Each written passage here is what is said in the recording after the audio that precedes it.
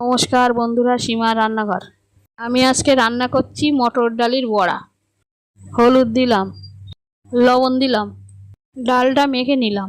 কড়াই সর্ষের তেল দিলাম, তেলের ওপর বড়াগুলো ছেড়ে দিলাম। বড়াগুলো লাল লাল করে ভেজে নিলাম। বড়াগুলো তুলে নিলাম। পটলগুলো তেলে দিলাম। পটলগুলো ভেজে তুলে নিলাম। আলুগুলো তেলে দিলাম। আলুগুলো ভেজে তুলে নিলাম। পেঁয়াজ দিলাম, রসুন বাটা দিলাম, আদা বাটা দিলাম, জিরে বাটা দিলাম, টমেটো দিলাম, লবণ দিলাম, হলুদ দিলাম। মশলাটা নাড়াচাড়া করে নিলাম। সাদা তিল আর চারমগজ বেটে দিলাম। মশলাটা কষে নিলাম।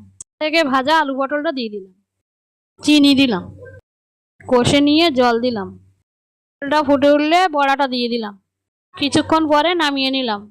আমার রান্নাটা ভালো লাগলে লাইক, সাবস্ক্রাইব, কমেন্ট, শেয়ার করুন।